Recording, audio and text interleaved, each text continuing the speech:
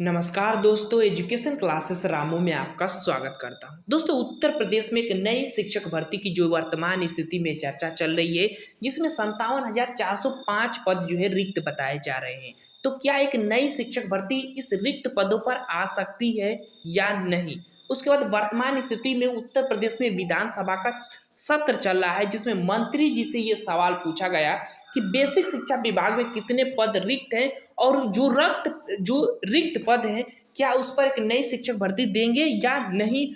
उस पर जो है उन्होंने क्या जवाब दिया है, उसी जवाब के आधार पर हम उत्तर प्रदेश में एक नई शिक्षक भर्ती की राह खोजने वाले हैं आज के वीडियो में। तो वीडियो को अंत तक दिखेगा। वीडियो पसंद आए तो लाइक शेयर सब्सक्राइब जरूर कर दीजिएगा। तो चलिए वीडियो को शुरू करते हैं। देखिए, आपको पता होगा कि वर्तमान स्थिति में उत्तर प्रदेश में विधानसभा का सत्र चल रहा है।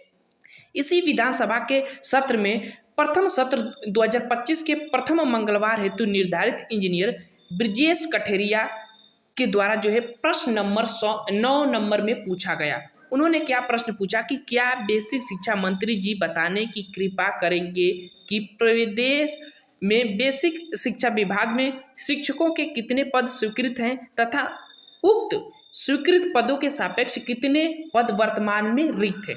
उन्होंने क्या जवाब दिया मंत्री जी ने कि प्राथमिक विद्यालयों में सहायक अध्यापक के स्वीकृत कुल 4,17,886 पदों के सापेक्ष 79,296 पद जो है रिक्त हैं। इतने पद जो है रिक्त है प्राथमिक में।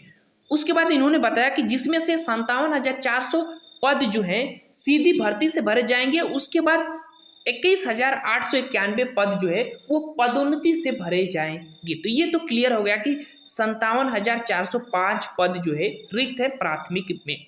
उसके बाद उच्च प्राथमिक से रिलेटेड उन्होंने कहा कि उच्च प्राथमिक विद्यालयों में स्वीकृत कुल 1,62,198 पदों के सापेक्ष 41,338 पद रिक्त हैं वर्तमान स्थिति में। लेकिन ये जितने भी पद हैं ये सभी पद पदोन्नति से भरे जाएंगे। तो ये तो उच्च प्राथमिक की बात हो गई। लेकिन जो प्राथमिक में रिक्त पद 57,405 पद बताया गया था, उस पर फिर मंत्री जी ने पूछा कि क्या इस रिक्त पदों पर एक नई शिक्षक भर्ती बेसिक शिक्षा विभाग में देखने को मिल सकती है या नहीं। उस पर मंत्री जी ने जवाब दिया कि आवश्यकता अनुसार समय समय पर जो है भर्तियां कराई जा रही है और सीधी भर्तियों से जो है रिक्त पदों को भरे गए हैं।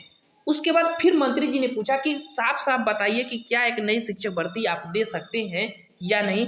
तब उस पर मंत्री जी ने क्या जवाब दिया, उसको आगे पैराग्राफ में देखते हैं। तो देखिए, उन्होंने कहा कि जब डायरेक्टली पूछा गया मंत्री जी से कि क्या आप एक नई शिक्षक भर्ती दे सकते हैं कि नहीं इस रिक्त पद पर, तो उन्होंने क्या बताया कि वही जो पुराना 2023 से जो बातें दोहरा रहे थे वही दोहराए गए। फिर इस बार भी उन्होंने कहा कि जो हमारा शिक्षक छात्र का अनुपात है वो 30:1 का अनुपात होना चाहिए और अगर आप शिक्षा मित्रों को सम्मिलित कर लेते हैं तो वो अनुपात 22:1 का अनुपात हो जाता है, जो कि हमारा जो मानक अनुपात है उससे और कम पूर्ण हो जा रहा है। तो ऐसे में तो कोई नई शिक्षक भर्ती देखने को नहीं मिलेगी इनके आधार पर। उसके बाद जो उच्च प्राथमिक में जो शिक्षक छात्र का अनुपात 35:1 का होना चाहिए, उस पर भी जो 25,223 अनुदेशकों को भी अगर सम्मिलित कर लिया जाता है तो ये अनुपात जो है 29:1 का वर्तमान में चल रहा है। तो यहाँ पर पद खाली है, लेकिन जो भी पद हैं वो पदोन्नति से भर लिए जाएंगे। उसके बाद जो प्राथमिक विद्यालय में जो अनुपात की बात हो रही थी, जो 2023 से वो बात दोहरा रहे थे, आज भी वही बात जो है दोहरा रहे हैं कि हमारा जो मानक अनुपात है उससे कम है। तो ऐसे में हम जो नए शिक्षक पद जो है कैसे ला सकते हैं, नए शिक्षक भर्ती कैसे ला सकते हैं। तो इससे तो ये साफ हो जा रहा है। बाकी 2025 में तो मुझे नहीं लगता कि कोई नई शिक्षक भर्ती देखने को मिलेगी। आपकी इस पर क्या राय है, जवाब दे सकते हैं। और वर्तमान स्थिति में शिक्षा मंत्री जी के द्वारा जो अनुपात बताया गया है कि जो प्राथमिक में 22:1 का अनुपात है, जो कि 30:1 का अनुपात होना चाहिए, तो उससे भी कम है। तो ऐसे में तो कोई शिक्षक भर्ती देखने को नहीं मिलेगी, क्योंकि छात्रों से ज़्यादा शिक्षकों की संख्या है। बाकी आपकी क्या राय है, कमेंट कर सकते हैं। आज के लिए बस इतना ही। Thank you.